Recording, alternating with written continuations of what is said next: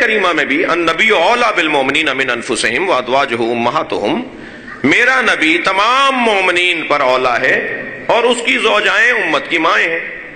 تو جب زوجائیں مائیں ہیں، اچھا یہ بھی ذہن میں رہے، یہیں یہ بات میرے بچوں پر اور کم سن ساتھیوں پر روشن ہو جائے کہ ازواجہ امہاتہم سے مراد نبی کی ماں، نبی کی زوجائیں امت کی مائیں ہیں، تو ہم اپنی ماں کے ساتھ تو خلوت میں بیٹھ سکتے ہیں، ہماری ماں بغیر چادر کے ہمارے ساتھ بیٹھ سکتی ہے، ہماری ماں ہمارے چہرے پہ ہاتھ لگا سکتی ہے، ہم ان کے ہاتھوں کا بوسہ دے سکتے ہیں۔ جی یہ ایک لمبی لسٹ ہے کہ ماں کے ساتھ بیٹے کا کیا رشتہ ہوتا ہے، لیکن نبی کی زوجاؤں کے ساتھ ہمارا یہ رشتہ نہیں ہے۔ ہم نبی کی زوجاؤں کے ساتھ خلوت تو دور کی بات ہے، وہ مجمع میں بھی ہمارے ساتھ نہیں آ سکتی۔ قرآن نے روکا ہے کہ باہر نہیں نکلنا۔ صلوات پڑھیں ذرا محمد و آل محمد۔ ہم خلوت ان کے ساتھ نہیں کر سکتے، ہم مصافحہ ان سے نہیں کر سکتے، وہ بغیر چادر کے ہمارے ساتھ نہیں بیٹھ سکتی نبی کی زوجائیں، اور قرآن کہہ رہا ہے یہ تو مائیں ہیں۔ تو ماں کس عنوان سے ہیں؟ قرآن کی صراحت کا انکار نہیں ہوگا، قرآن کی صراحت کو ماننا پڑے گا۔ آپ یہ گفتگو سننا چاہتے ہیں؟ اس کا تو انکار نہیں ہوگا کہ قرآن نے پکار کے کہا ہے وازواجہ امہاتہم، نبی کی زوجائیں امت کی مائیں ہیں، مومنین کی مائیں ہیں۔ تو ماں سے وہ سارے احکامات جو ہماری ماں کے ساتھ ہمارے ہیں، وہ احکامات یہاں نہیں ہیں۔ صرف دو احکام ان کے ساتھ امت کے جڑے ہوئے ہیں، ایک استحقاق التعظیم اور ایک تحریم النکاح۔ ان کا احترام کرنا ہے اور ان سے نکاح حرام ہے۔ اس کے علاوہ سارے احکامات، ورنہ کیا ہوگا؟ ہماری ماں کا جو بھائی ہے وہ ہمارا ماموں کہلاتا ہے، تو نبی کی زوجاؤں کے جو بھائی ہیں وہ ہمارے ماموں تو نہیں ہیں؟ اچھا مجھے تو تعجب ہے ایک ہی ماموں نظر کیوں آیا ہے؟ بھائی صلوات پڑھ لیں محمد و آل محمد۔ اللہم صل علی۔ نبی کی تو 11 زوجائیں تھی، سب کے بھائیوں کو ماموں بولو، مگر قصہ کچھ اور ہے۔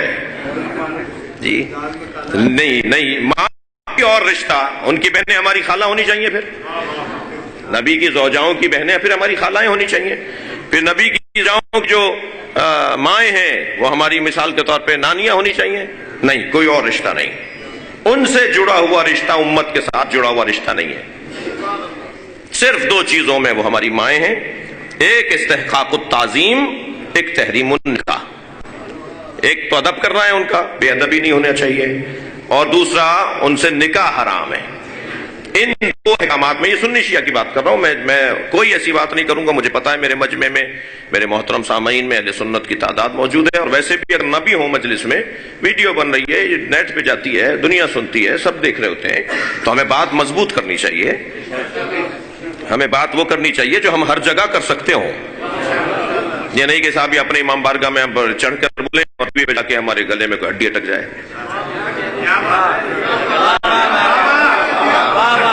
ہمیں ٹی وی چینل پر بھی ویسے ہی بولنا ہوگا جیسے میں ممبر پہ بیٹھا بول رہا ہوں، اور ممبر پر وہی بات کروں جو میں وہاں کر سکتا ہوں، تب تو مضبوط بات ہوگی۔ لہٰذا یہ سنی شیعہ کا مسئلہ ہے، اہل سنت کے مطابق بھی یہی حکم ہے جو میں نے بھی بیان کیا، ہمارے نزدیک بھی یہی ہے کہ تعظیم کرنی ہے اور ان سے نکاح حرام ہے۔ تبھی 40 سواروں کے ساتھ مدینہ بھیجا نا،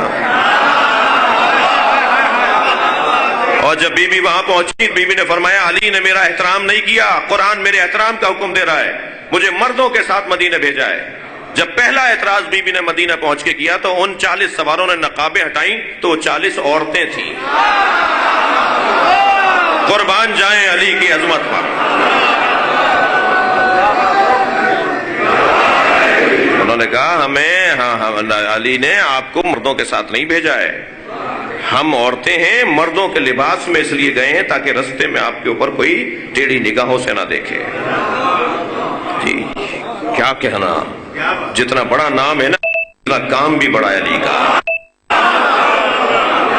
اللہ اکبر، بلند تر صلوات مولا کی ذات۔